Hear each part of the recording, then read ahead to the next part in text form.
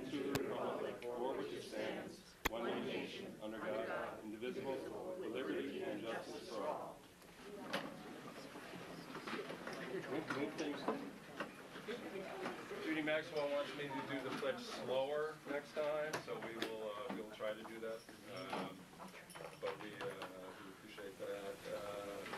Any modifications to the agenda? I believe there is a personnel report that needs a piece.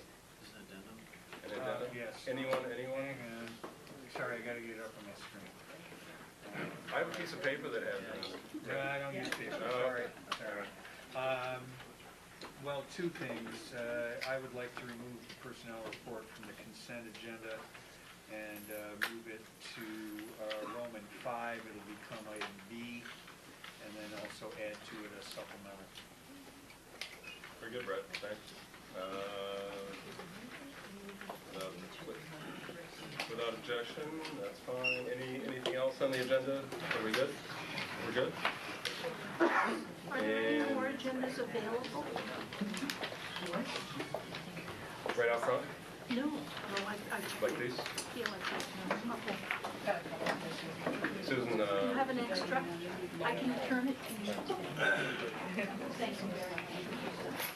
so we'll go ahead and hearing from public and staff. I see lots of staff. I'm sure you're all here for a reason. This may be the time, if there's staff here that wishes to say anything to the board, or if there's young people that wishes to say anything to the board, this is probably the time to do that. Well, thank you. That's good. We have many staff members here and young people who wish to say some things to the board. In recognition of School Board Appreciation Week, is that it? Yeah, School Board Appreciation Week. It's not a month. We're We're lucky we get a week. How about a day? How about a minute? Okay, go I'm ahead. happy that you said that. So we'll start with our elementary school first. And if we can, I think Ms. Garber's here, represent the elementary group, and I see everyone else is here as well. Ms. Garber, please, Yes. come on up. Okay. On behalf of all the elementary schools, we want to thank you and let you know truly how much we respect and appreciate all the work that you do, specifically on behalf of the children and on the behalf of all of the adults who are in their education and care. And we have chosen to present you with some books that are very special to us. And we chose the theme of poetry because we thought that with this job that you do here all the time that never ends, you probably don't have time to really finish a book. So we thought you would have time to at least pick up a book and finish a poem. And also poetry just can be a lot of different things to a lot of different moods and trends and things that you're going through. So it can make you laugh, it can make you cry, it can make you take care of your frustrations or whatever. So we have a book for each of you, and we also bought a book for our school and would like to invite you to our school because we have a hand-plated name and thanks in honor of each of you. So thank you for everything. Thank you. Okay. Thank you. Yeah.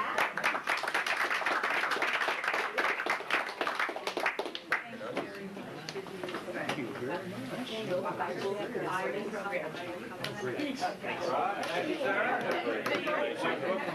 PTA meeting Monday night? You're not sure? All right, I got it. I want to get to next week. I want to get to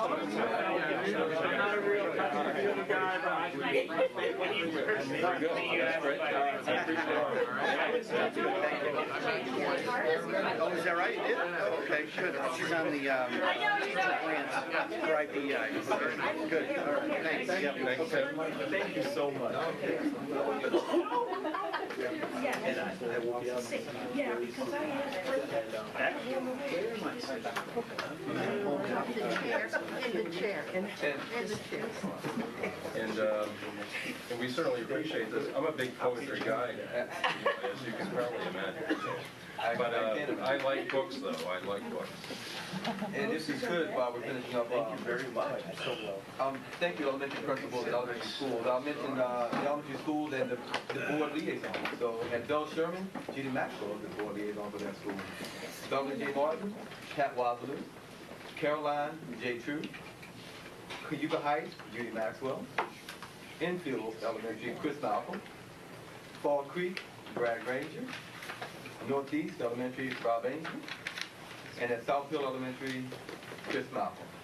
So thank you for liaison, thank you elementary folks for coming today and recognizing our bosses. Okay, and we move over to secondary school. So up first, Boynton, and the board liaison for Boynton is Pat Wadley. So Boynton in the house, yes? Boynton's in the house, yes. Good evening, everyone. I brought two leaders with me this evening, and they'll introduce themselves and talk a little bit about recognizing our board liaison, Ms. Pat Wasloo. And we very much appreciate everything that all of you do in representing all of us every day and helping us challenge children and work with our families. And but the gentleman wanted to provide something for Ms. Wasloo, and I'll turn it over to them. Hello everybody, my name is Ian Wilkie Tomasic, and I am here to represent the news anchors of the Boynton Student News Network. I'm Stephen D'Alteo. I represent the tech crew of the Boynton Student News Network. I run cameras and the broadcasting machine. We were wanting to thank you for the great work that you do for our school all the time, and we have prepared a show for you that we have filmed last week in honor of the district and particularly you. So, if you wish to view it now, Yeah. you can. Or you I have to wait till I get home so my daughter can load it for me. I will watch it as soon as I get home. The iPad's very nice. Yeah, the iPad. Very nice. Thank you.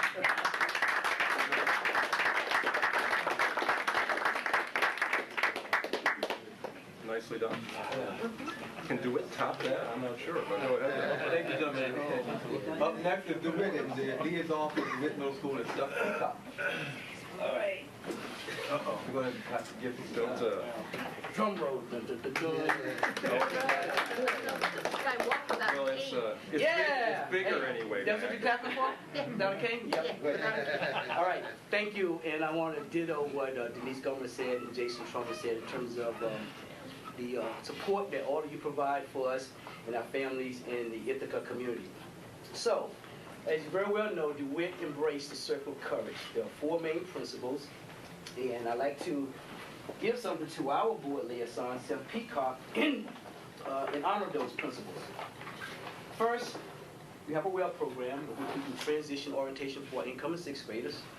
So we'd like to present him with one of our WELL t-shirts.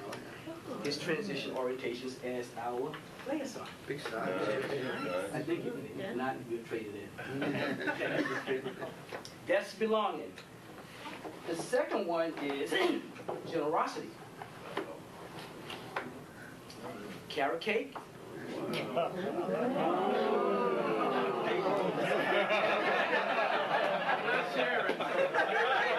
Generosity, okay? These, the carrots actually used from the DeWitt Gardens. Okay. It's also a cart, and actually the community-based program, Bake the Cake, with the cart. Let me see. Independence, okay?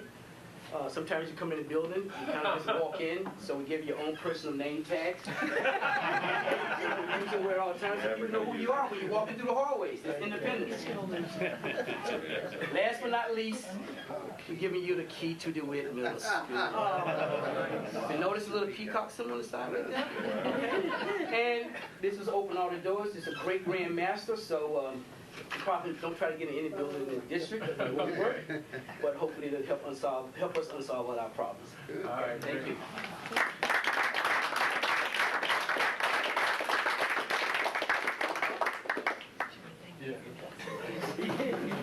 In the box too. Wow. There you go. And there I thought it was a bus on the side. It was actually- There is, there's a truck. It's a truck? I thought it was a bus. Well, we'll call it a bus. That was good. Up next is LECS, and the board liaison for LECS is Elvin Harris. Okay, so first we want to give a gift to the entire board, or two gifts. That's good. Which were both made actually by students, high school students all around the district this summer, grown and Good. So first we have some jam that a group from the Youth Farm Project made this summer. So we want to give to each board member. And then we have two cases of kale. And we want to give each board member a bunch of kale that we grew this summer, and I just harvested about 3 hours ago. So on your way out, if you guys just there have bags, and you guys can just pick up a case of kale. And give you Very some nice. jam. Nothing like fresh kale. And specifically for Eldred, we have at least I love the alternative bumper sticker.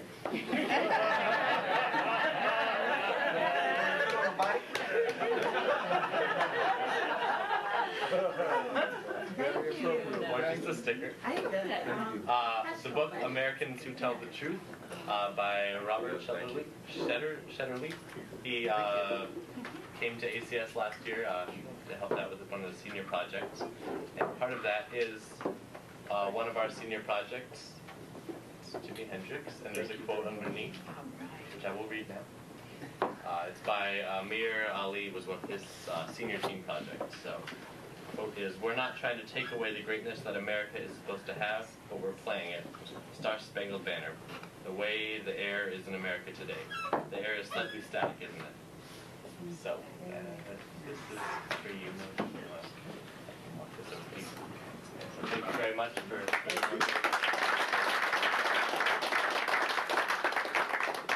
Thank you to all the board. Thanks for the gift. Thanks, Andy. And Nice presents. Jeez. Wow. Is there yet another school, Dr. Brown? Ithaca High School is next, and Dr. Everett Bradwell is not going to be with us tonight, but I believe That's Rick Curran. Also Rick Curran. Ithaca High School has something to share also.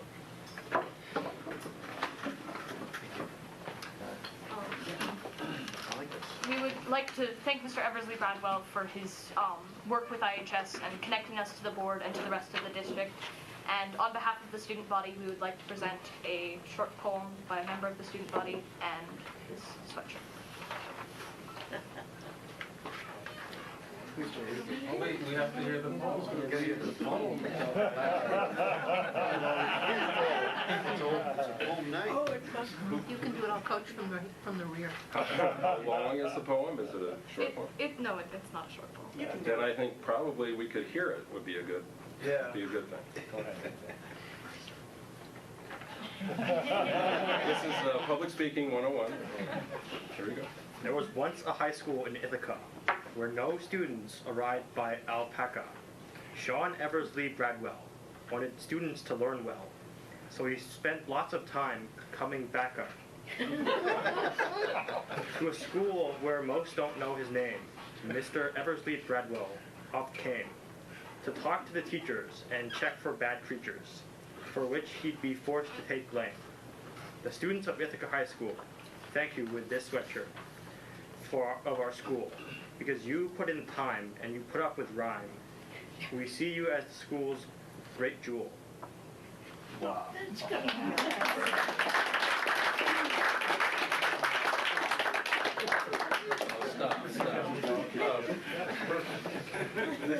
And we will certainly make sure Sean gets the sweatshirt and probably. As a matter of fact, you can leave it with me.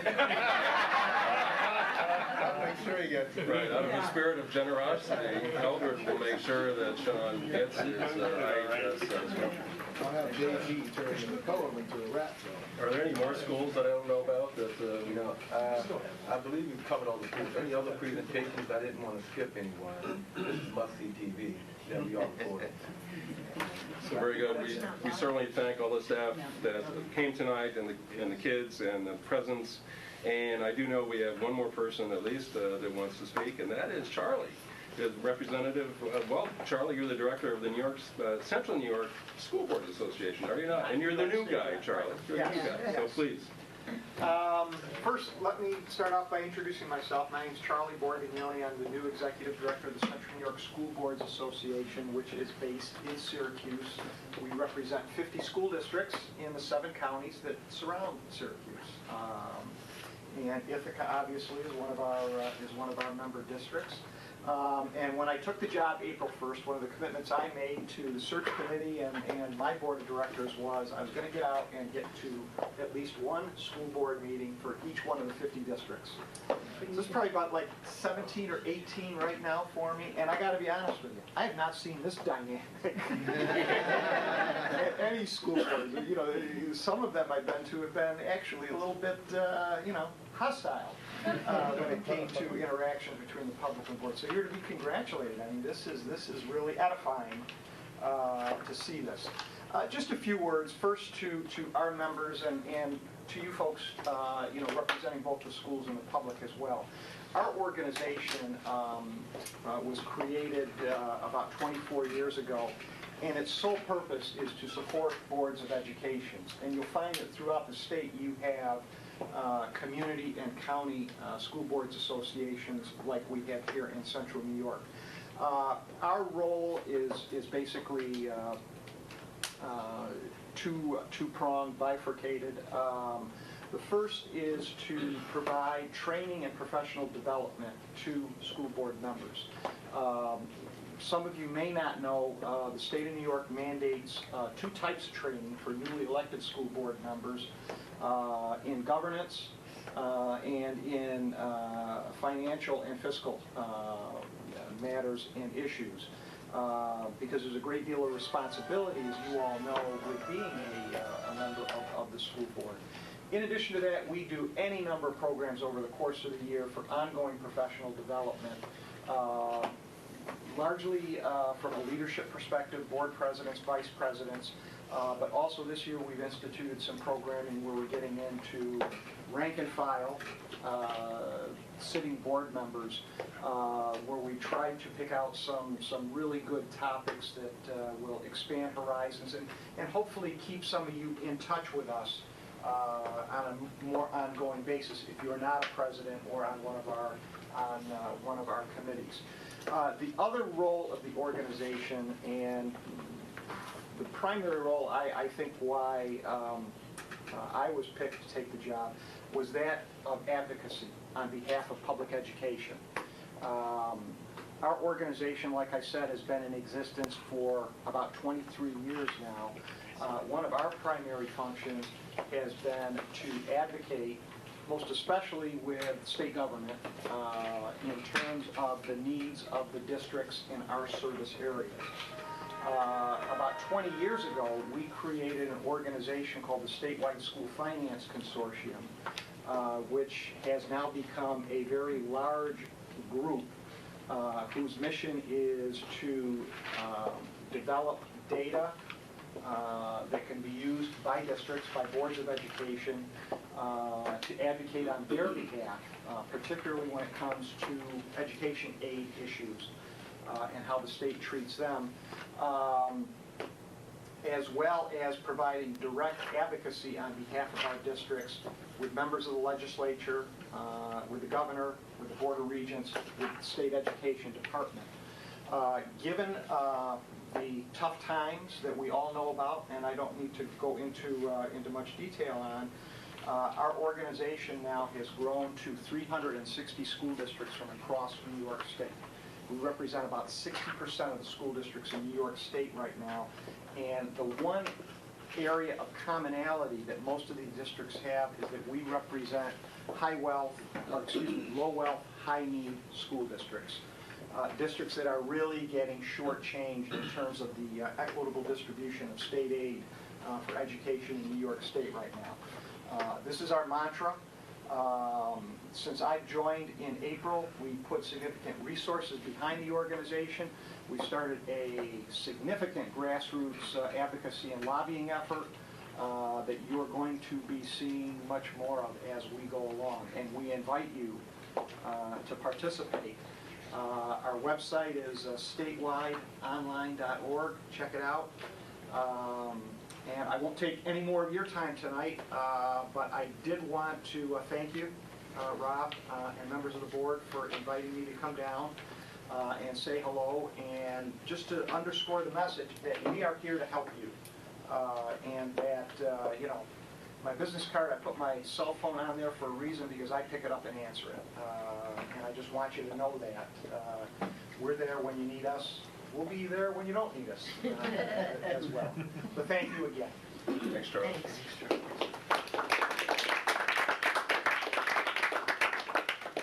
And on to, I don't believe there's anyone else right now that wishes to speak. And on to student reps. Let's start with LACS, please. Anything new today? We just met last week. We moved up a little bit, but please go ahead. Yesterday, for the Halloween festivities, our entire staff dressed up as teachers, which was only funny if you know our staff, because they don't often dress the way you'd expect teachers to dress. So that was certainly interesting. We are coming up at the end of our first cycle. It ends a week from Thursday. So students are scrambling to get all their work in, and staff are going to be writing evaluations soon. So it's certainly an exciting time of the year. As of today, 40% of our senior class applied early decision to colleges. Wow. We will have a dessert and discussion evening coming up that's hosted by the Parent Caregivers Group, and it'll be focused on experiential learning and project-based learning, which is certainly something that we do a lot of at LACS. Coming up this week, we have LACS is hosting a group of visitors from the Akwesasne Freedom School, which is a school in Mohawk Reservation, an alternative school that we have been partnering with for about 40 years. So we're really excited. We're having some middle school students come up from that school and some teachers, and it's going to be a lot of fun. That's it? Yep. We're done. Oh, thanks. Very good. Thanks for the presence. We appreciate it. IHS? We are also nearing the end of our first quarter. The National Honor Society had its induction this week, and many IHS students went to that. Also, many students were looking forward to not having to go through call to get into the building. And we were wondering when that could be. Also, the fall sports season is drawing to a mostly successful close, and the IHS fall drama will go into tech next week and will open on the 18th of November, and we'll run that entire weekend, and we expect to see more. What's the show? All in the timing. It will be a first time see for me. So that's great. Good. Anything else? And perhaps we'll know soon when we'll take the fences down, but I'm not sure when it's going to be. But for board responses, Judy Maxwell just had a few comments regarding Bob DeLuca. Those who should know, everyone at this point does know that Bob DeLuca, a former board member, passed away a few weeks ago. And Deb O'Connor, Judy Maxwell, myself, we were at the memorial service, really a tremendous service. Bob was a very interesting guy. But Judy, go ahead. And I wrote it because I didn't want to forget anything. No, go ahead. And I can read it because I have glasses. Exactly. On October 16th, the Ithaca community lost one of its most special people, Bob DeLuca. We all knew him as a kind, gentle spirit who possessed a deep compassion for the mentally and physically disabled. He brought that compassion to the venue in which I knew him best, as a member of the Ithaca City School District School Board. Bob, David Lee, and I were elected together, due in each week to board camp, a term I think he coined. On these trips, we learned much about each other. He loved his family and often spoke of his daughters and his wife, Karen, who taught dance in Binghamton. We talked a lot about the children for whom there was no voice, the disabled, those living in poverty, and especially those children who were and still are underserved. Bob pushed us as a board and as human beings to do more for these children. He is the board member who insisted we put disabilities in our board goals stating to eliminate race, class, gender, and disability. In our third year on the board, we passed the facilities bond. He was very instrumental in getting the dance studio and the redesign of Cope. This was due to his love of dance and his wife's success with all children in her dance program in Binghamton. When Cope was dedicated last year, Bob told me that he fought very hard to be there and be part of the success, in part his success. Bob was a very vital member of the board through those 3 very hectic and intense years. When Bob spoke, we listened to his reasoned view, often different from others, but he always brought us back to the humanness when we had forgotten the children and were thinking only about money and mortar. This is what I remember most about Bob. Always caring about children, having the belief that if you care, it will happen. Don't give up. I will always remember Bob as a caring person who always tried to make each person's day brighter. He had a twinkle and a laugh that you couldn't ignore. You always had to smile with and often at him. Thank you. Thanks, Judy. That's Thank you, Judy.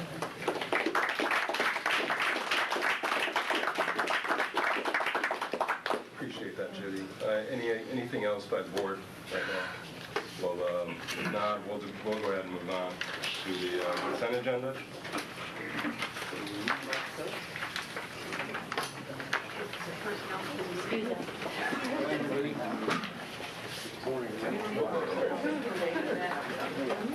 And I'll move the consent. And somebody. J. True will second. And We missed something. What did we miss? It's not consent. So Chris has certainly come on back in. The personnel report was pulled out of consent for, it's a separate line item, so you're good.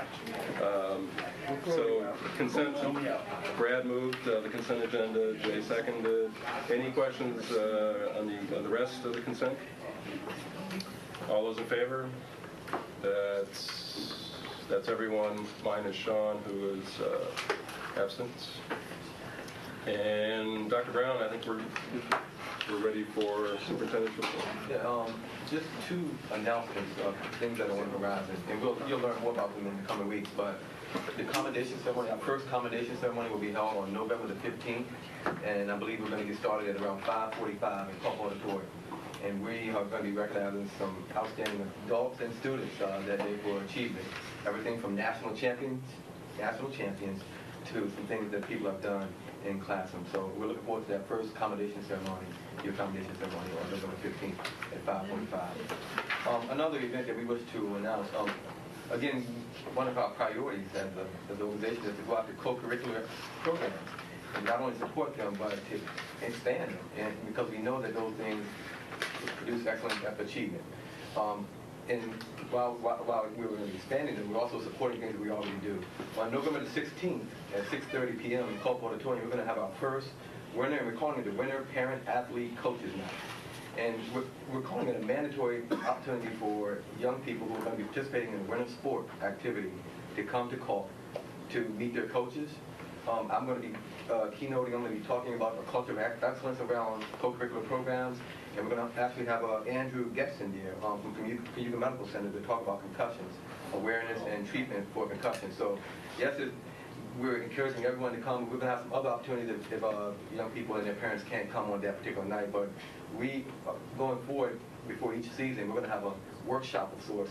And hopefully this workshop or conference style will grow, where we have multiple opportunities for people to go to different sessions on an evening or on a Saturday. But this is our first shot at it, and we will have some workshops that night, and we'll do some other things as well. But we want to get parents and young people in to talk about our culture around co-curricular programs, everything from what we do on the soccer field to what we do in classrooms. I just wanted to let you know about some of that. You'll see posters and some flyers coming out about those things. That's all. Anything else, Dr. Brown? Sir, question. Go ahead, Jay. How are people going to be encouraged to attend that, Dr. Brown? Let's see, is that before the season started? Is it?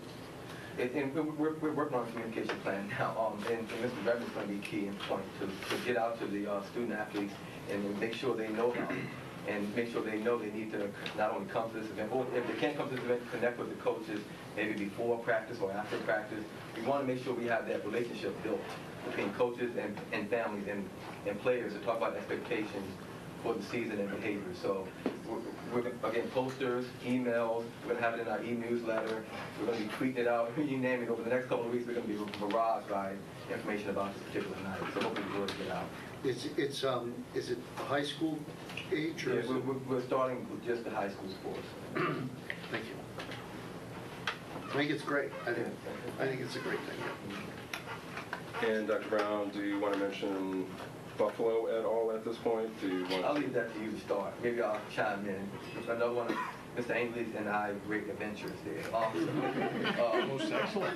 It was an excellent adventure. We did, Charlie, Dr. Brown and I did go to the New York State School Board Association's annual meeting held in Buffalo.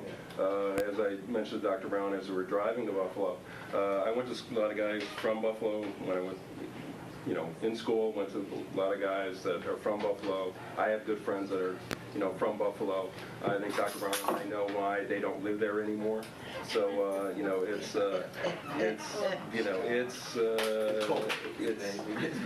cold. Dr. Brown thought it was kind of cold, but not a lot going on. But actually, it was the only drawback probably, I think our hotel rooms were in Ohio, or either that or Batavia. I'm not sure, but it was flat, and there was a lot of farmland in between. And Dr. Brown, yes, you did get a crash course in agriculture in New York State, I think. We did a little primer on that as we were driving along.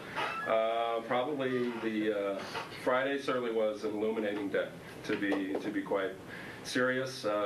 We spent 2 sessions, Commissioner of Education, Mr. King, John King, Dr. King, Dr. John King did a presentation, and then in the afternoon there was a panel discussion with Dr. King, Regent Tisch, Merrill Tisch, and amongst others, and it was interesting. I came away with the understanding that I need to know a lot more about the Common Core curriculum than I know now. They are putting it right out that 40% of the high school graduates in the state with Regents diplomas need what has been called in the past remedial classes once they get to SUNY schools. But basically they're talking about high school classes. They need high school classwork once they get to SUNY. And so they are going to reverse engineer. They're going to see what those basic requirements at SUNY schools for our Regents students are at the college level, and then they're going to step it back, and they will as a senior coming out of high school, this is what you need to know, and then they're going to back it down instead of going the other way. This is what you need in pre-K, kindergarten, etc. They're going to go backwards, and that means that the rigor, the requirements for a Regents diploma are going to go up. They were very clear that funding is going to go down, and Commissioner King basically said, what you are doing now, you need to do differently.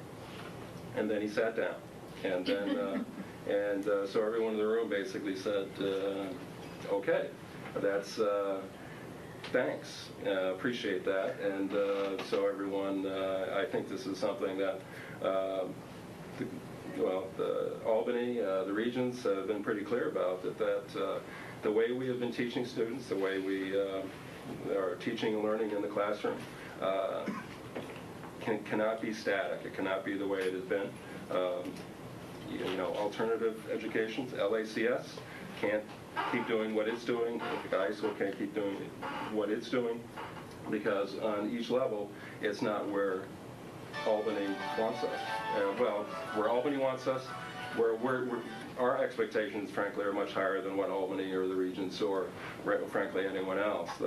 So it was an interesting day, and we did get back from Buffalo eventually. And Dr. Brown was part of a panel discussion on Saturday morning with another superintendent from Long Island. Actually, it was a very good dialogue on providing programming in tough economic or tough budget scenarios. So that it was actually a good discussion on Saturday morning. So it was. Buffalo is a great town. We certainly enjoyed the stay, and we enjoyed the drive back. I would say being in the car with me for 6 hours, I could be a farmer tomorrow. Because I know everything about tractors and trucks and beans that I ever wanted to know. But corn. Corn. We're harvesting corn now. Go ahead. But I would add to, it was illuminating for me to hear Dr. King speak yet again, and about where the state is as far as, we call them hedgehog concepts, but the state's calling it their 3 key initiatives. And they're saying data inquiry or database, instead of POCs, they're calling the data inquiry teams. We're calling human capital work here one thing, they're calling it APPR support there. They're referring to the Common Core standards there, and we're referring to our teaching and learning framework. So they're speaking to 3 key initiatives that are going to change, which is determining thinking differently as far as increasing achievement in tough economic times. And we here locally are talking about hedgehog concepts. Some differences between the two, but a lot of similarities also. So I feel like we're in line with the state. And after hearing him a few times over the last few months, he's garnering more and more support from leaders, not only in the state, but across the country. Because what he speaks of, he quickly says, I'm not talking about unfunded mandates, I'm talking about the mandate. Because the things he's speaking about are things that we must do here for young people. He doesn't have answers for how to close that gap, because he showed a slide, and we may share that slide through our budget process also, where the state's, how much money the state's going to need over the next 10 years, and that line's going up, and how much money is going to be coming in, and that line's going down. And all that stuff in the middle, he says we need to think differently. And he puts out those 3 initiatives, and from our perspective, we're putting out 3 hedgehog concepts. And we were invited to be on a panel interview, or a panel discussion, which went very well and was well attended, because I think we're already thinking differently about budgeting and providing educational opportunities for young people in tough economic times. The way we communicate around budget, the way it's very transparent, the way we're providing, not only providing excellent opportunities, but enhancing them, while also staying in business. Many of the folks who stood up and asked questions face their 4-year economic outlooks look like bankruptcy in 3 years, and consolidation or additional sanctions in year 4. We're standing up and we're talking about how to grow things. So again, it was a great weekend on top of the time in the car with Ainsley, and I enjoyed it. And it was a time that went quickly, Dr. Brown. But, yeah. Did you go to the outlets? No, we did not go to the outlets. And we did not, so you know, we mentioned it last time for the community, we did not go to Niagara Falls together, just so you know. That was, again, that was a trip that started at 6 o'clock, and it gets cold and dark, and we didn't know. Dr. Brown will take family to Niagara Falls when the time is right.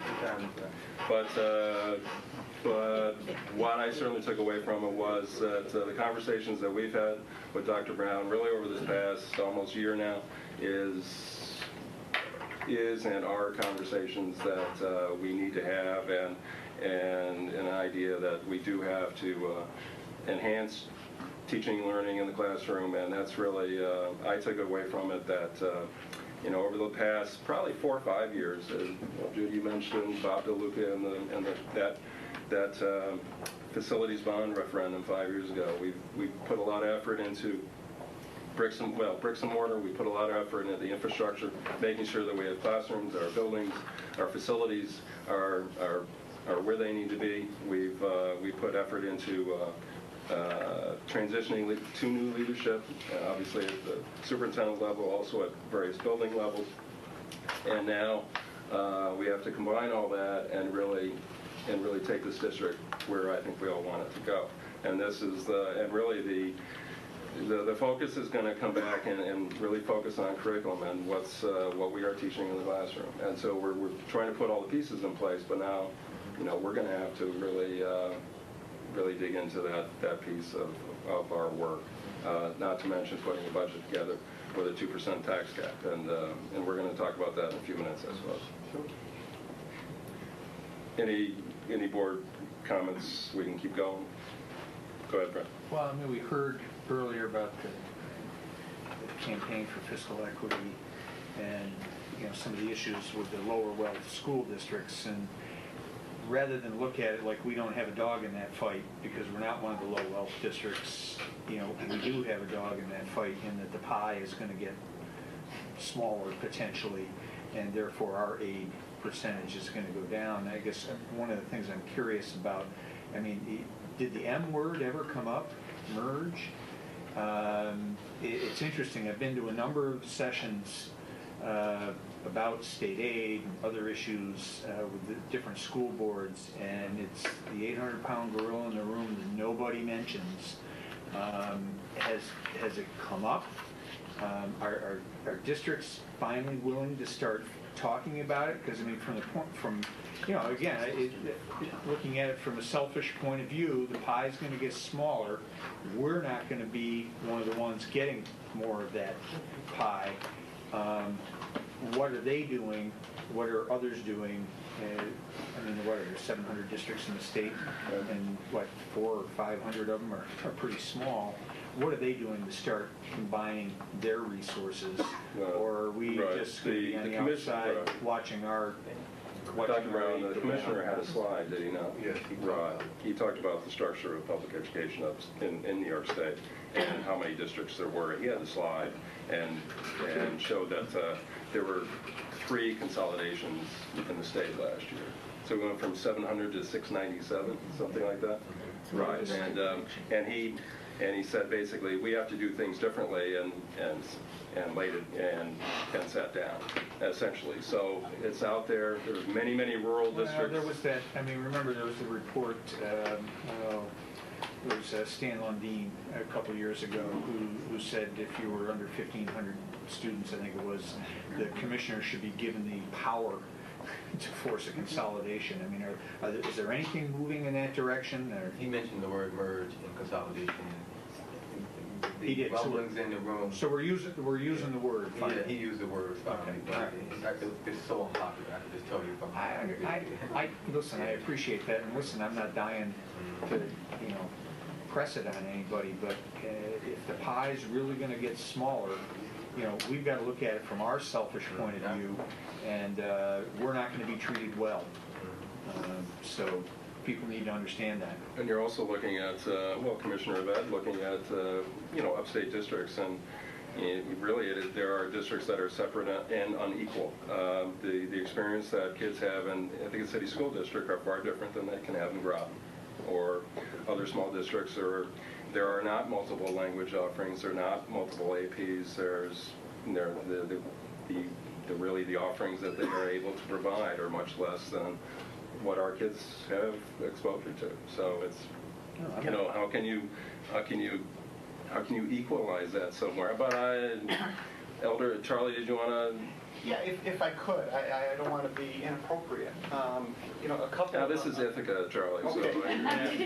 So there's a high bar here. A couple of things. Your first statement about the difference between perhaps Ithaca and low wealth districts that predominate in the area, I would contend you're not as wealthy as you think. In the 7 counties that we serve, our highest combined wealth ratio community is Skaneateles. Okay. Right. The average wealth district in the state, it's on a scale. It's 1.0. Skaneateles comes in at slightly under 1.2. So you're not what I would call a wealthy district. At best, you're probably an average wealth district. Okay. So I don't really think your ox is going to get gored in that kind of a situation. With regard to the consolidation situation, I attended actually a workshop that Onondaga and Madison BOCES put together, but it was district superintendents from across the state with the commissioner in August to try to start thinking outside the box with regard to how consolidations can be made. Because frankly, there's no research that's been done over the last 25 years that shows where, over the long term, consolidating school districts creates any kind of a financial advantage. Districts get aid up front. They might do very well by that, but 10 years down the road, 12 years down the road, they're in the same sad financial state they were in when they first did the consolidation. Plus you have community issues. You have varying, tax rates from community to communities. I can't name names on districts, but I can tell you about one district in Onondaga County, rural district, that if they don't consolidate, they're going to be in default within a year. If nothing changes with regard to the aid picture, they can't get anybody to consolidate with them because the districts that would be the best matches, tax at this rate, and they have to tax at this rate, and they just don't want to take them in. So I think that, to answer your question, it's being looked at from a different perspective.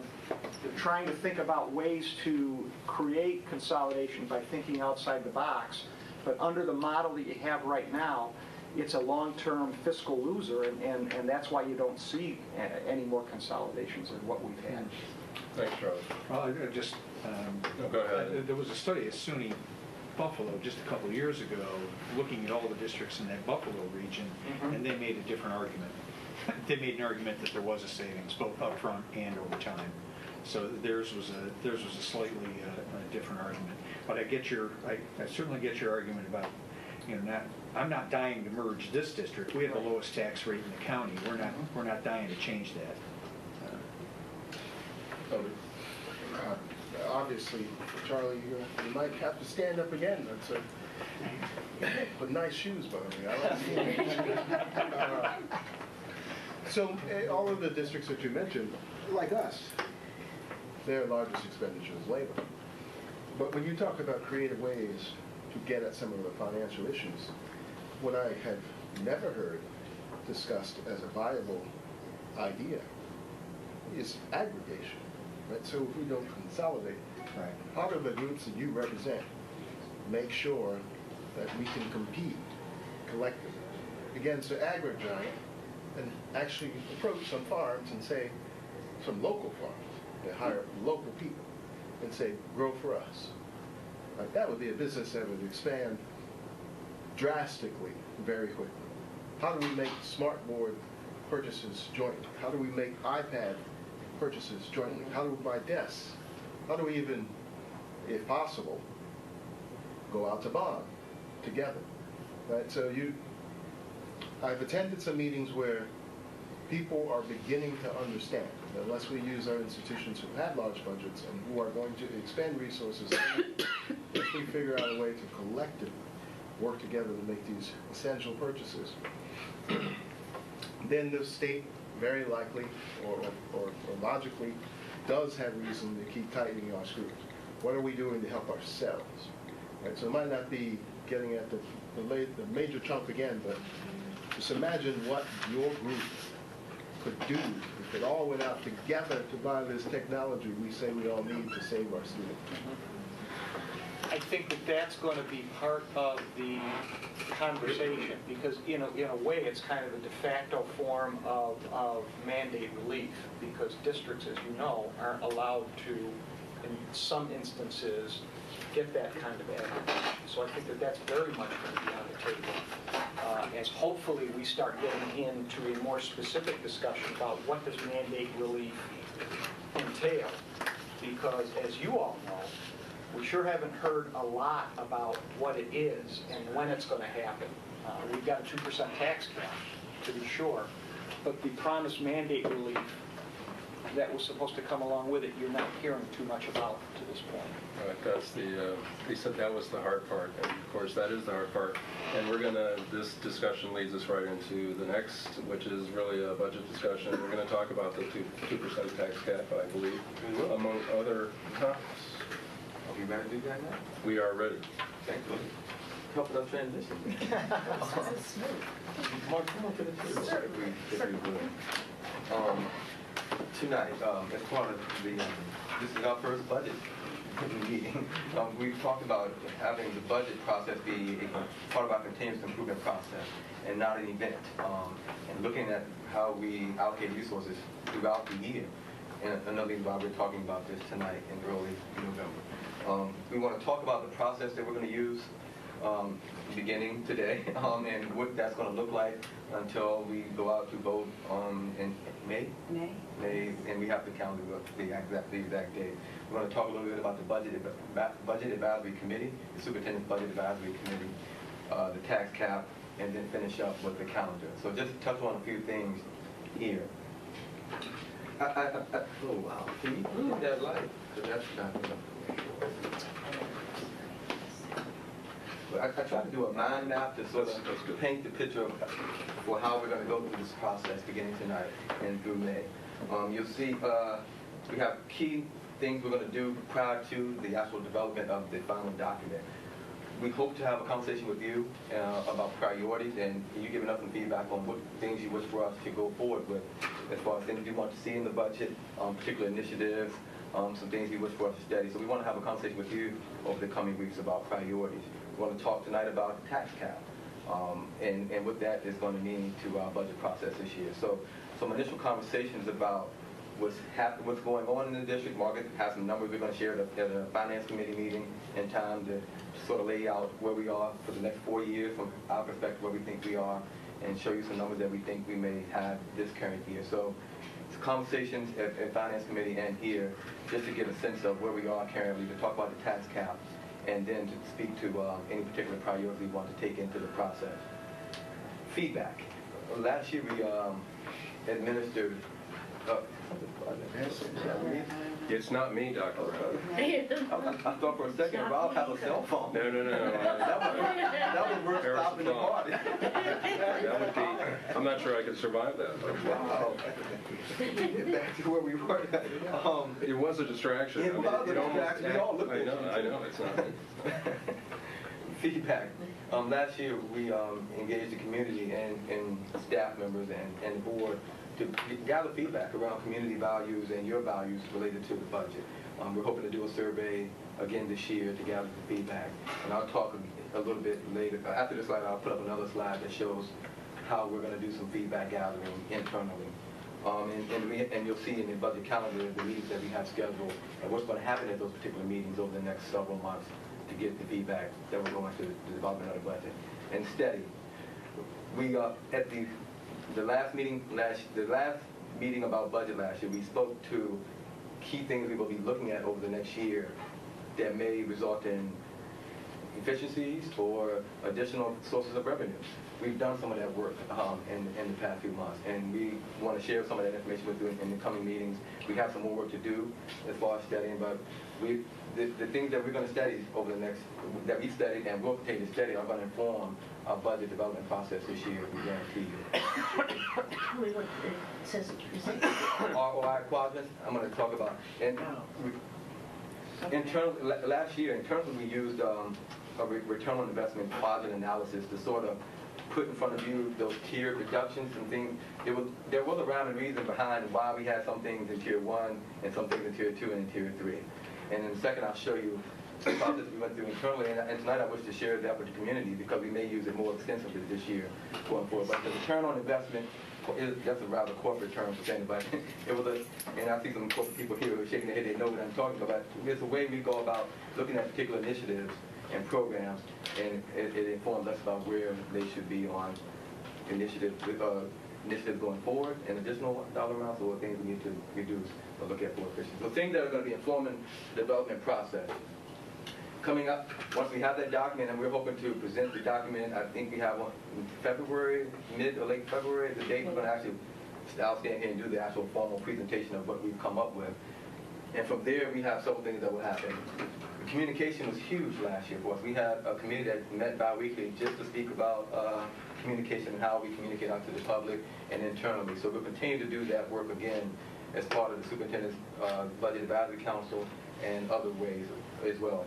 So we're going to be putting documents out there. We're going to do significant improvements to the budget document that we mail home to families this year. We've already begun work on that document. We'll do flyers. We'll do e-newsletters. We're going to be doing much more to communicate out where we are in the process, and then the final documents when we have those things in place. The feedback loop, last year many of you participated in the road shows where we went out to individual schools or community centers. We'll do more of that this year, hopefully, to get feedback from the community about the process and the budget document that we put out there.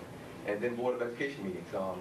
Last year we did the budget watching parties, and we had some folks come here, so we're hoping to do something similar this year as well. From my perspective, that was something that we didn't do, that didn't happen as much. People coming to board meetings just talk about or give us feedback here. Most of it was done via email, electronically, or when we went out to places. So we will remind people that you can come. And this way, we need to go to a bigger room, that's okay too. And hopefully it's all good and not something controversial people are coming to speak about. So maybe they just come and say they like what we're doing. And then votes. We're hoping to do a get out to vote strategy. I mean, last year, I think we had a 10%, what was it, 10%? 10% or 12, it was not of our population came out to vote for the budget. We hope to increase that. And so to do that, we have some strategies that we're going to put in place, not to sell our budget, but just promote people coming out to vote, not only for the budget, but for board members as well. And something I learned from a superintendent colleague, the exit surveys. After voting last year, I loved, and no one asked me what I cared, what I thought about the budget. I wonder why. But, so I'm hoping that we do an exit survey to get some valuable feedback that will then inform not only the process, but our budgets going forward. And we've already begun to work on what that exit survey will look like and the kind of questions that will give us some valuable data. So this is the process. I talked a lot there. This is what happened before we asked for a document, the development of the document, then what would happen after the document. And this is the budget process. And I'll speak in the next class, will speak more to the calendar and return on investment part, which I want to spend a little bit of time on. But any questions here about the process? Most of it's similar to what we did last year. Some of it's a little bit different. I think we've gotten better at it, and we're planning to do a better job with it this year. And the board will be involved throughout the process. So then, the Superintendent's Budget Advisory Council, our first meeting is going to be on Monday. That first meeting, we're going to talk about the process. We plan to break into several subcommittees. I think one committee is going to be around communication, and another one's going to be around the study pieces, helping us do the kind of study around some of the things that we need to study. And then we'll let the group decide on what other committees that will be formed. But there's going to be a cross-section of the community coming to the table. Many of the folks who were on the committee last year, including some new folks. We sent out an invitation to all of the presidents of our unions. We sent out invitations to many communities, some community members who voted no on the budget in the past, or who've been critical of the district and the budget process. They're going to be at the table with us this year if they accept the invitation, and some of them have already accepted the invitation. So a cross-section of our community, not too big of a group, but I'm hoping that regardless of community member, when they look at the Superintendent's Budget Advisory Council group, they see themselves represented. And that's all we can ask for, and hopefully that will then inform the process and give us some valuable feedback going forward. And once we have the names solidified, I'll share that list of names with the board. Right now I'm making some follow-up calls to folks who haven't responded. So this quality analysis, again, this was something we did internally, again, coming in January of last year, and us having to do the budget rather quickly. And me being a new superintendent, I was unsure about how to roll this out publicly, and we were trying to do it. So this year, I'm going to put it out there now and let folks know this is one of the things we do when we come up with the things that we put in our budget. You'll see along the bottom, achievement and connection to hedgehog concepts. So that is my horizontal line.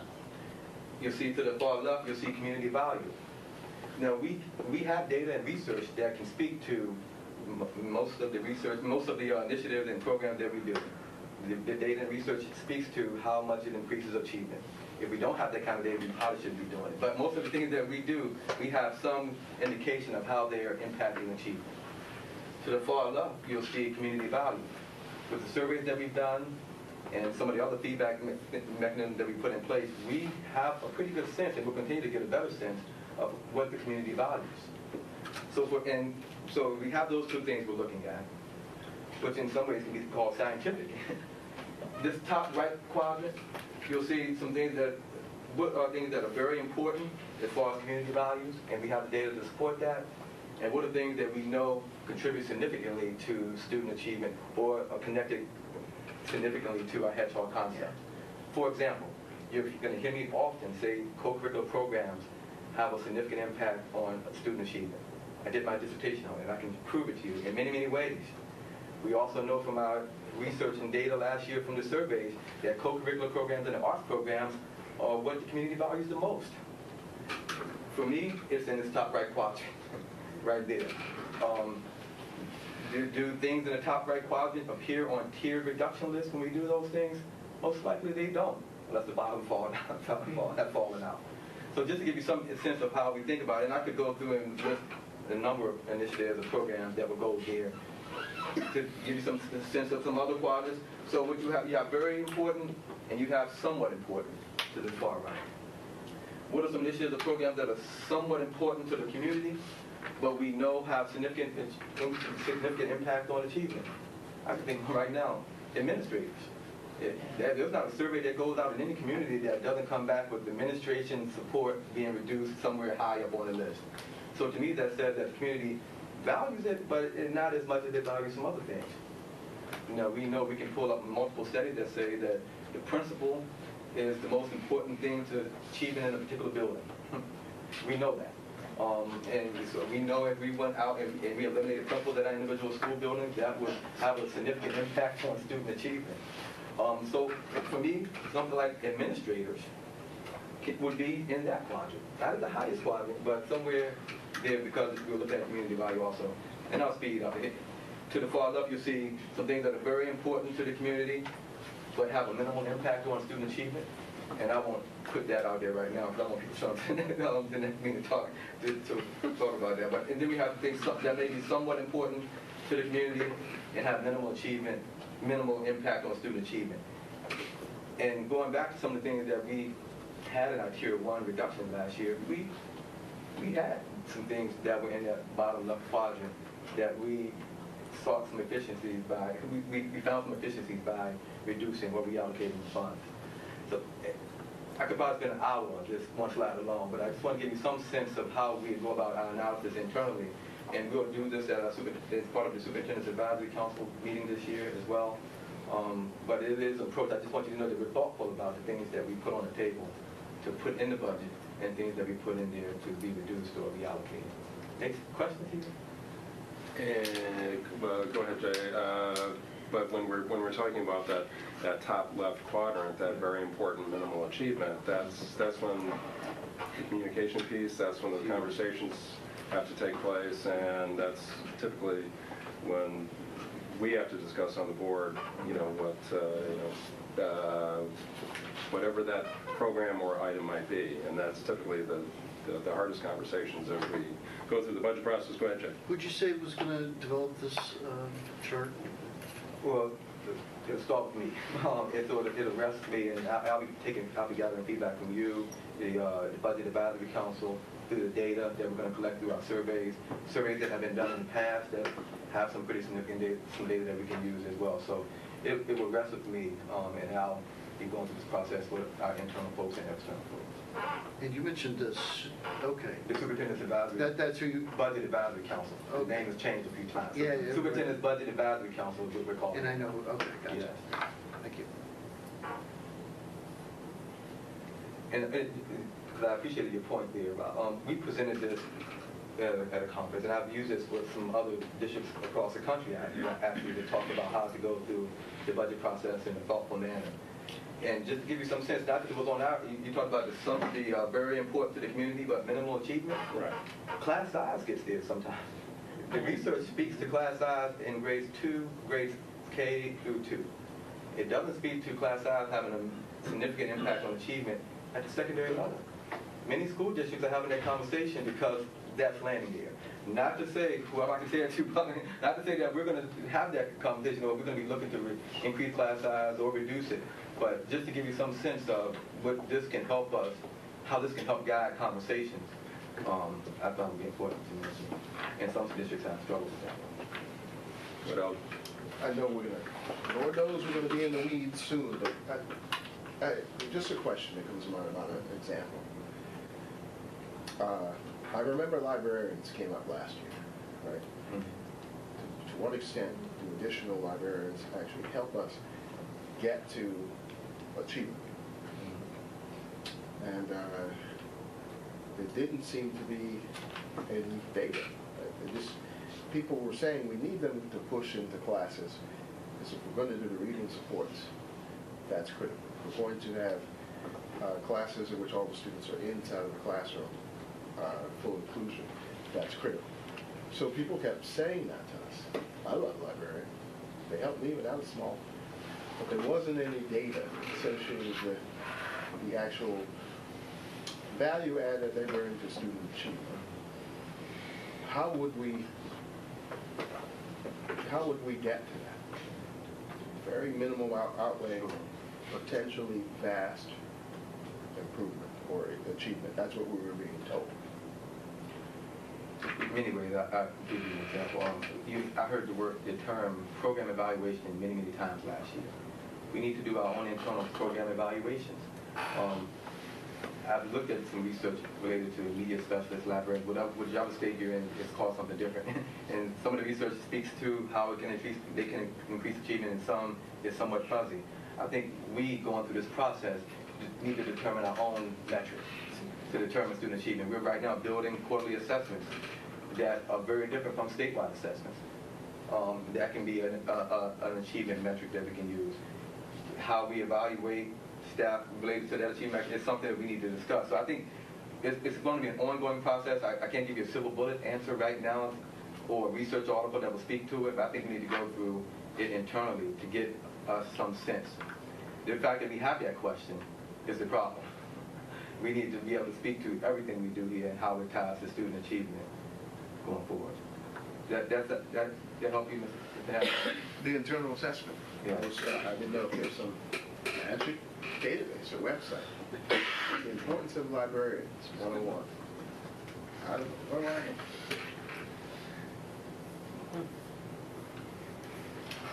We did get into the weeds really quick. Yeah. And I'm thinking about the emails I'm going to get to. But so, again, we're just using an example. And these are conversations people have in all over the country. So it's not just an ICSB thing. Tonight we're just talking about superintendents have been on this list. What would it look like to not have a superintendent? In some places that it's somewhat important. If I would say not important at all, I would like to say it's significant achievement. So anything we do could be on here someplace. And that's the conversation.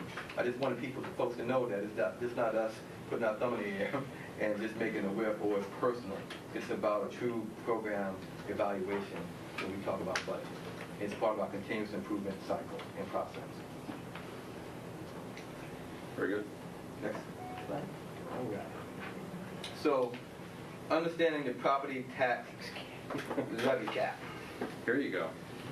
And with that, I'm going to turn it over to Margaret. You go for it, Margaret. Thank you. How about that setup? See, Margaret, I appreciate you taking this on because I'm not sure Albany understands the property tax cap, so feel free. You gave me the perfect opening. I tried, Margaret. At 11:26 p.m. last night, I got an email from a school business administration website. This one says, tax levy limit calculator removed. It says, after discussion with students and former colleagues and performing a detailed analysis, I believe that section such and such, which is the education law that's driving this, upon which the calculator was based, is not written the way the legislature intended. There are two material defects, possibly just typos in the language, and he goes on to talk about what that might be. And he has communicated with the coordinator of the Educational Management Services at SED, who is now going to try to make some sense out of this. And that, it's like we're a tag team. So the formula that I had carefully done before 11:36 last night apparently isn't as solid as we might have thought it was. And I did take, I hope, let me start. Now, Margaret, I'm told or I read that there's an 8-step process to... There is. And I hope that everyone you all got this. Right, yes. I have to say that this is probably, and for those that don't have it, the Questar BOCES, who we contract with for state aid services, they're very, very good. They're generally at the front, leading edge of everything. they put this out a couple, 3 weeks ago, and it really is, it's called Understanding New York's Property Tax Levy Cap.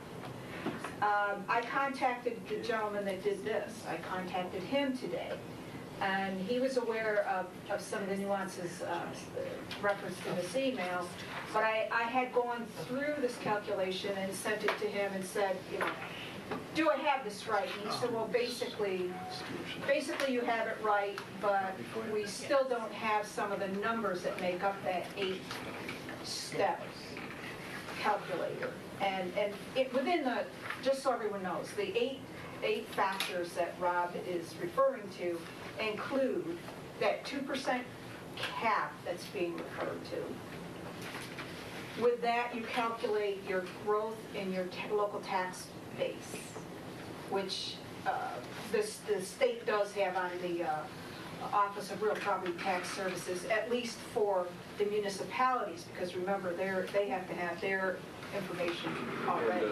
And, Margaret, I don't want to interrupt, but I guess I am. But go ahead. I mean, just to be clear, I mean, when we're talking about a 2% tax cap for everyone watching, for everyone here, you know, we're not talking about how much we increase the budget year over year. No, we are not. We're not talking about.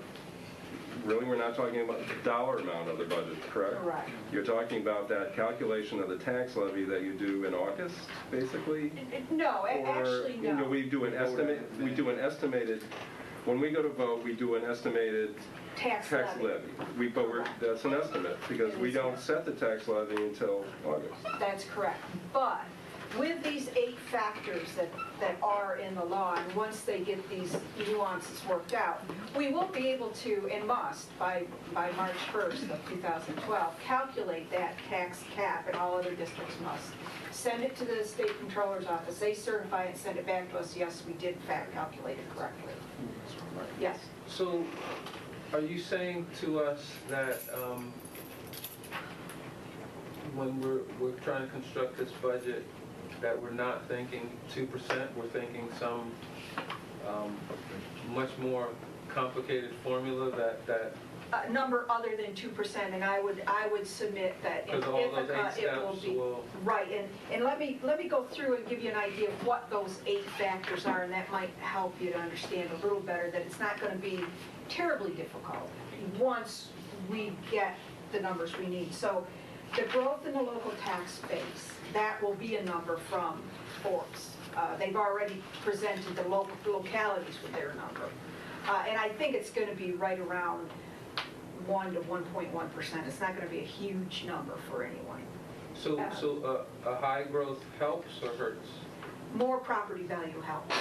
An increase and you'll see, I think if you even look here, it'll tell you the districts that are going to be harmed the most are those that are either flat on their tax base or in fact going down. And there are many places.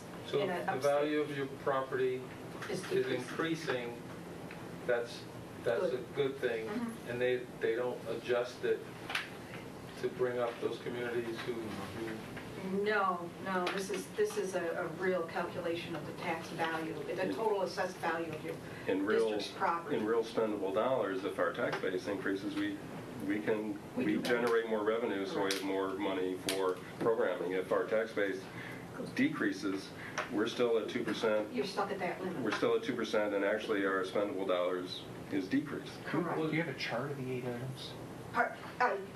It is in here, but I am going through it here as well. No, it is not. I don't believe it's in here. It's in the Questar piece? Yes. Not listed 1 through 8. No, it isn't. I'm kind of a linear. Yeah, No, it's not. No, yeah, it's within the reading of it. I didn't see I didn't. Right, so we don't have anything that lists the 8. Could we get something in our Dropbox? Yes. That's that, thanks. But the items are the growth in the local tax base, the year-to-year change in debt payments, the year-to-year difference in pilot amounts. So they're letting you, one year you take it out, the other year you take it, put it back in, and then that's out. Any available carryover from prior year, and what does that mean? To us this year, it means nothing. If we can exceed the 2% in this next year, but choose not to, you can bank that amount and use it for another year. I don't think it's going to be a huge amount this year, but it could happen. Say that again, Margaret. If in this next year, the first year of the tax levy limit calculation, we could theoretically go up 3.5%. And we say, no, we're only going up 3%. We can bank that other 0.5% for the next year. Keep one for the community anyway. Yes, yes. Yeah. Is it a cumulative? Can you say that again? I don't know what you just said. Okay, I get you. It's when. Use 2% as your example. Yeah, use 2. The cap, let's just Okay. assume 2 is the cap, and that when we go through the calculation, it still comes out at 2. Okay. And we make the decision to only raise it 1.8%. Next year we can go 2.5. 2.2. Correct. You have a point. So let's say next year we go through the calculation, it comes out 2 again, we can go to 2.2 because you banked the Right. 0.2. All remembering that unlike other municipalities, school districts still have to get it past the vote. There you go. Is it banked? In other words, bank it if you want, but you still got to get the voters to approve it. Correct. Could we use it the year after? I don't know. Well, That was a question we. Right, and to Brad's I point, don't you know. have to have a very clear conversation with the community, why 1 year we're below the cap, and why Correct. it's okay to go the next year above when, wait a minute, guys, we thought it was 2. And that's what the conversation we're gonna have this next Absolutely. spring, once we finally get to the final. Well, no, the state said we could go 2.45. So, but no, wait a minute, that's not what we were told by the governor. But anyway, go ahead, did you? Yeah. There it says that every school district must calculate its own That's correct. tax. How do you do that? That's With this formula, this, like I say, Oh, okay. the formula's been provided to us, and I did do the one for Ithaca as of the point that I thought I knew things. And again, well, this one came out at 3.5%. Now, with that said, there are some nuances that they haven't figured out yet. We don't have a solid number yet on these pension costs. Those are one of the other things that that make up this list of 8 items. Right. And that one in itself is a calculation. If pension, for ease of figuring, if pension costs go from 10% this year to 12% next year, you don't get anything. You can't count anything in this calculation. Because the first 2% the district's supposed to absorb. If it goes from 10 to 10.2. Yeah, that's what I thought, but no, they showed it to me differently, that it's the actual percent. Let me turn to, is that That's a your understanding as 20% well? increase in the cost. Yeah, it's That's hard. so a 20% increase in the cost is in their mind a 2% increase. It's the number difference. They just don't know how to See, I handle the tried that decimal, first. or what's the... This is the state comptroller's office, Brad, which... I did try that first, and that was handed back to me. So it's not a 2% increase, it's potentially a 20% increase, Correct. and we're going to act like it's a 2%. Correct. And we're going to absorb that cost. And then if it goes from 10% to 12.2%, you get that 0.2. You can use that. So if it goes up 24%, we can use 0.2. Great. Yes, yes. So those are some of the nuances, but on top of that, and I think you it's like you're No, just keep going, Mark. You're good. We've talked about the tax cap, but then there is what is real, the tax levy limit. Whatever this calculation ends up being is the tax levy limit. It's not going to be 2%. And that's when we'll have difficulty explaining to the public who thought they were going to see their tax bills only go up at most 2%. That's not going to happen. And of course, there are other factors. And I think, like say, if you go through this, I think you'll see some really good explanations in plain language of what some of those other things are, what your assessed value plays into it. There's other, the equalization rates play into it. Fortunately, in this area, it's 100% for every municipality, so you're not going to see the effects that many districts will see. But what do you do if the assessment occurs only every 3 years? How do you use that. We're Yeah. It's been annual a few years. It's a number that's going to be generated. Margaret, if you just remind me, what was our tax levy increase that was year-over-year increase this past budget? This one, I think it was 1.4, yeah, I was gonna say 1.4, right in there. So we increased the tax levy by 1.4% last year. With our budget process and $103 million budget, Right. our increase to the tax levy. Right. Is that that's the number that we're talking about? Yes, yes, Well, I mean, that again, is the this number, is- yeah. absolutely, good, But- yes, that is the So number we're talking last year, providing the programming that we did and doing all that we do, that was a 1.4. But that's a 1 year in time. We've talked about building a 2%, structuring the district so we can withstand a 2% Yeah. world. So, but you did, But our budget grew by, right, our budget grew by more than 1.4%. Correct, the expenditure side. yes. So I think That's true, we did, yeah. Right, I was just trying to get perspective on and what we may expect this year, but there's other factors involved, but go ahead. Sal. Correct. So we have a bill or a law entitled 2% property tax cap, or whatever the title is, that's what it is in the voter's mind. Correct. But the 8-part calculation could result in anything but a 2, I mean, it could Exactly. be. From 0 to Yeah. 5-6%. Exactly. And how are we going to address that in the voter's mind, that irresponsible Board of Education is at 3 when the governor just passed the 2%, I mean. Communication. That's why we laid out that process before. There's some education that needs to happen, and there's some communication on the other end. So we have to stop calling it the 2%. There, that's what my dear boss has been saying from day one. Stop You almost calling hit it my that. head off when I said it the I first did, time. I really did, but Tax levy limits or? that's what it is. It's a tax Is it levy. tax levy limit? Tax levy limit. Now that we all understand it, that's great, but Sure. go ahead, Elton. We've been reasonably studious fiscal stewards of this district's resources. I think anybody who knows us, people who are foil our books, we know what we're doing. Is that going to help us? Yes. Or hurt us? No, it's going to help in several different ways. That's a real question. It is, but, and I'm glad you're asking it, because a major thing that it has done is, I think, better than I've ever seen, it's given a community a sense of comfort and knowing that this Board of Education has done the right things. And like you said, anybody that has looked at the reports, our financials, sees that we have done the right things.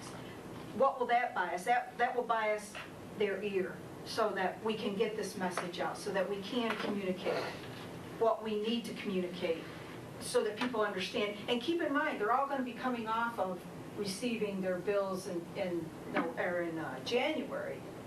The first time they will see that there is no such thing as a 2% tax cap will be in January. And for us, in a way, I think it's the first time I've ever seen where it might help us, because it'll give us a lot of opportunity to educate people as to what this really has meant. That's one side of the equation, and I'm glad you said that, but that's actually not what I meant. But the communication and how this plays with the community is critical. It's going to be a deep conversation at my table.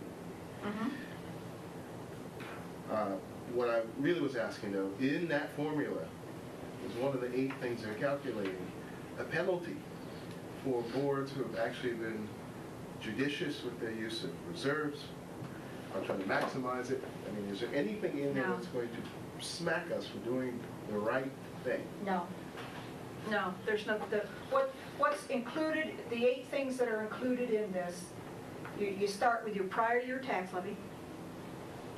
So, that's already set. We know that's the one we're working with this year. You take your tax-based growth factor, and I'm saying that that's probably going to come in at 1.1. It's not going to be much more than that.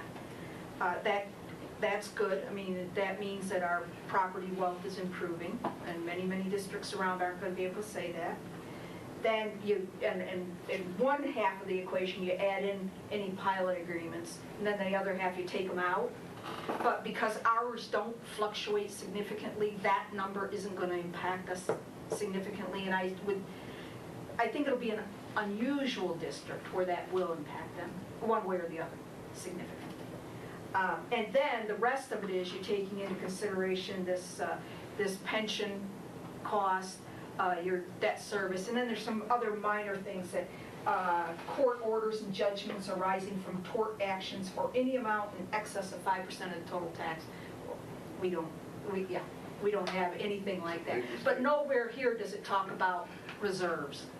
So but that's a good question because those are good things. Yeah. Go ahead, Brett. Just to answer Eldred's question, I mean, one of the things, and we have been, I think, pretty studious at managing the balance sheet here that I think other districts don't even look at. And one of the things Margaret and I have done is requested and gotten the S&P rating criteria for school districts so that we can understand, we're AA- right now. What do we got to do to remain at that kind of a borrowing level? And other than the subjective items of the fact that we are unfortunately located in New York State instead of some other state, we actually still measure up in that AA category because we've been careful with the balance sheet, not just the year-to-year revenue and expense, but we've been careful with the balance sheet. And we are trying to keep an eye on that because what we don't want to do is see us get downgraded as part of this process. Messes up the casino. Exactly. Interest costs go up. Exactly. Jay? Is 2% the floor, Margaret? Can it be less? Yes, it can be less. And that's the part where if you decide to go less, you can. If we decide to go less. But the formula, it's even if 2%'s allowed. Yes. That's on the tax levy limit. Right, I agree. The tax levy limit it won't, unless we choose to, it doesn't have to go below that. Correct. And go ahead, Seth. So can you help me explain, is it only the formula that's changed? If we can propose a 5% increase, is like what is? Let me make sure I'm understanding what you're saying. Are you asking if you decided to, could you go out with a 5% tax levy increase for next year? Yeah, because it seems like we can, as long as it's approved by the voters at a certain percentage, then. Yep, a supermajority of the voters, which is 60%, would have to approve. So that's where the teeth are. It's not the 50, it's the 60. Yes. Right. Yeah. Okay. And we are mindful that every other municipality in this area has already voted through their board to have the ability to override the tax levy limit. So those who don't send it to the voters. Well, I'm talking the county, the town, the city. They've all said, just in case, we've already approved that. So we are the one entity that the voters get to go and by referendum vote our budget. So again, that's why I think we've been working very hard, Eldred, over the last few years to create a district that can survive and thrive. And historically, Rob, we reached that 60 threshold, right? Yes. Yeah, last year was 70% plus. But we were asking a different question last year. Exactly. But what I probably, Dr. Brown, through your presentation in the beginning, I don't think we want to get in the position that we are letting a tax levy limit drive the district that we as a community are building for the children of this community. And so, all that work that was outlined, Dr. Brown, that this board, the district is undertaking, still has to happen. It can't be, we can't go and just like the state, just back test it. Okay, we got 2%, this is the amount of money, what are you going to do with it? I think we still want to be able to build the district and advance teaching and learning in the classroom. Correct? We're building a district, not fixing something. We're going through the budget process, but the acts and just fixing things. They're trying to cut here and cut there to get within the range. We have a process that's a year-long process to build what we need. Just wanted to make that point because we're going to get lost in tax levy limits, and that's going to be really hate that to be the driving force, but obviously it has to be It should be a side. It should be over here. We need to keep it in mind and understand as it. we build our budgets over the years, right? Go ahead, Jim. The biggest unknown, Margaret, of the 8 things is pension costs. Right now it is because, and I just found this out today, under the ERS, they're using a blended rate that they haven't zeroed in on yet. And TRS, their rate for the 12-13 year won't be out until next month, I think, probably later this month. So, I mean, I still have put numbers in here just to see Is what it ERS, looks like. is that a change for ERS? This blended thing, or what? That was written into the legislation, so I would suggest yes. Oh, it is gonna, Yeah. so they're changing that. Change their, Only for this. They'll still charge us Oh, gee. according to whatever tier the people are in. Just for the purpose so the number of years calculating lagged this. remains the same and so forth. Yes, For the billing. yes. No change No, for the for billing. for calculating this For rate. calculating, they've got a different methodology, but for the billing, it's the same.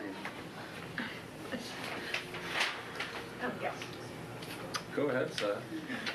Hey, Margaret, when you give us the 8-step calculation that Brad talked about, just something clear, and I don't know, maybe this is for Dr. Brown or whoever, but could you give us kind of an analysis part of that where you say, where this portion of the calculation is hurting us because we have too much of a certain thing or not enough of it? Is that something that makes sense in that, as far as? I'm not sure that there is, I mean, you could always use more of a tax-based growth.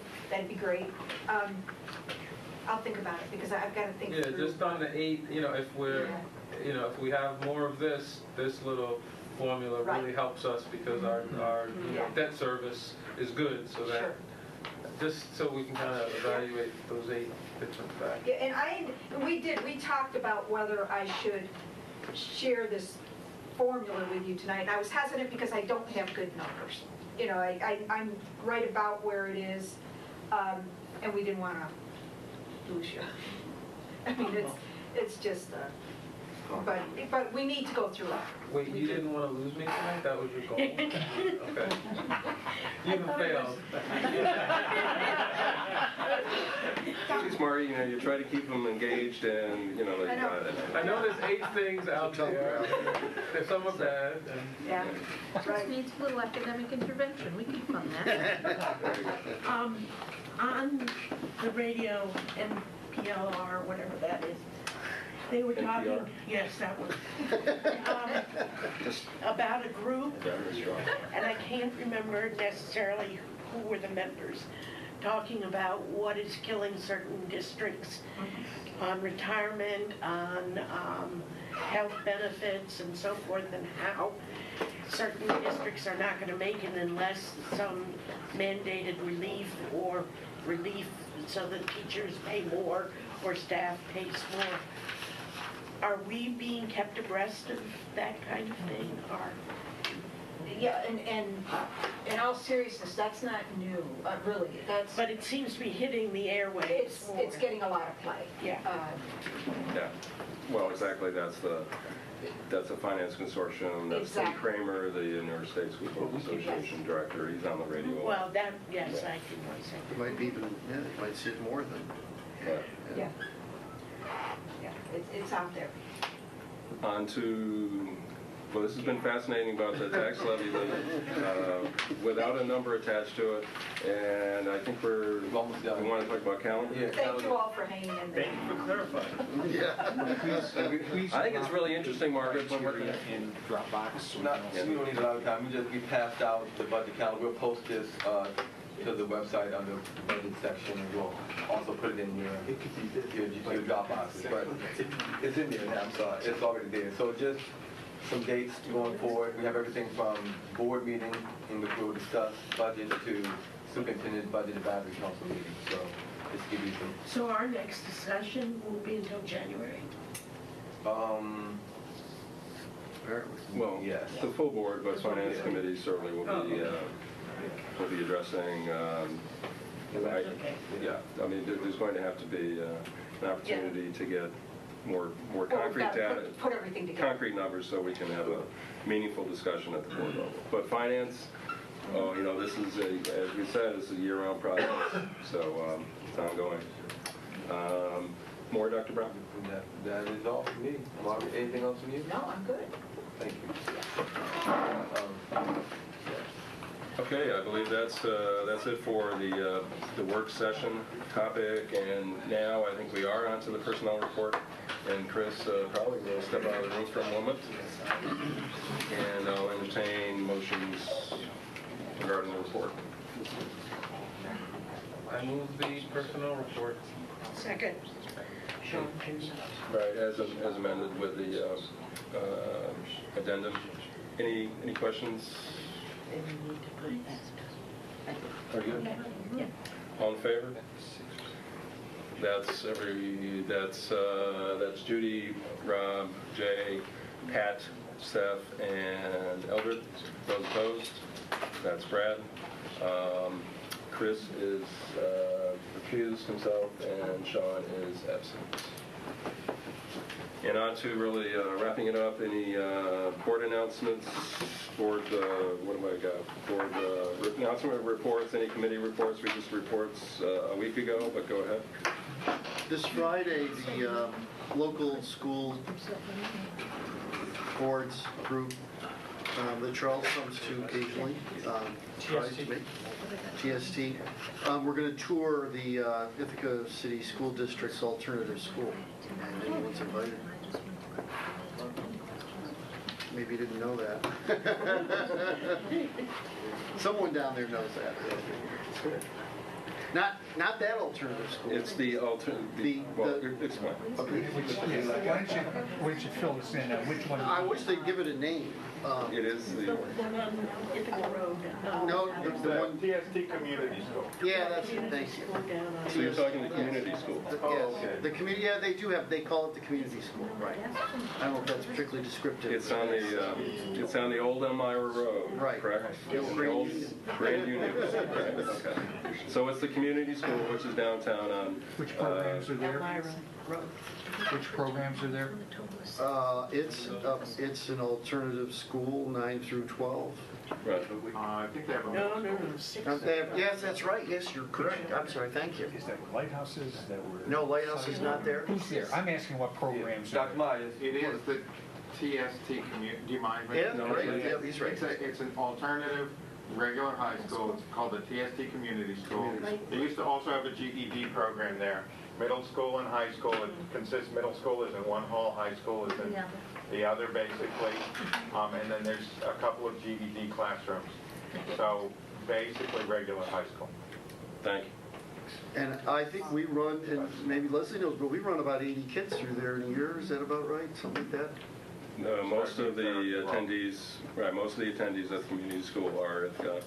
Yes, exactly. Yeah, There are some, way more than right. the other. There are some from the other districts, but certainly most are at ICSD kids. So we're meeting there at 12:30 if people want to when is it? have a tour. Friday 12:30. Lunch? Yeah, I don't think so.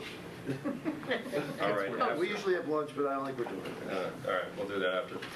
Any other announcements? Yeah, the first thing I want to talk about is a few years ago I made some unfortunate comments about our substitute teachers, and it was purely based on my own experience as a student in New York City.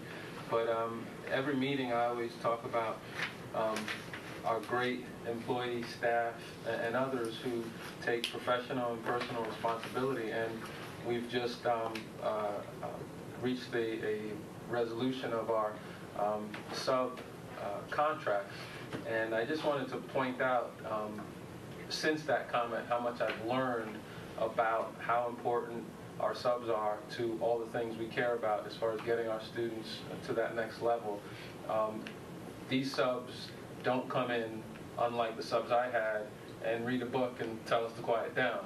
These subs come in and are professional, and they fill in for teachers who are doing something important like meeting with parents, getting some kind of training, meeting with administrators, and they come in and they seamlessly fill that gap, so the kids are not just sitting there making noise or goofing off like I was. And you know, I just thought it would be important to recognize the level of professionalism we have in our subs here, and also express the happiness that we have that we reached a fair agreement with the subs. And I also want to mention that we had a outstanding soccer game, varsity soccer, this Saturday. It was really incredible. I'm not a soccer fan, but they were down 1-0 with 28 seconds to go, and they scored a goal and pushed the game into overtime. Unfortunately, they lost in the overtime, but it was, I mean, 28 seconds to go, and these kids were giving it their all. So even though we didn't come out on the winning side, it was impressive, the heart and the way they played and never gave up. So just wanted to recognize our great professional subs and the varsity boys soccer team for their outstanding work this past few weeks. All year.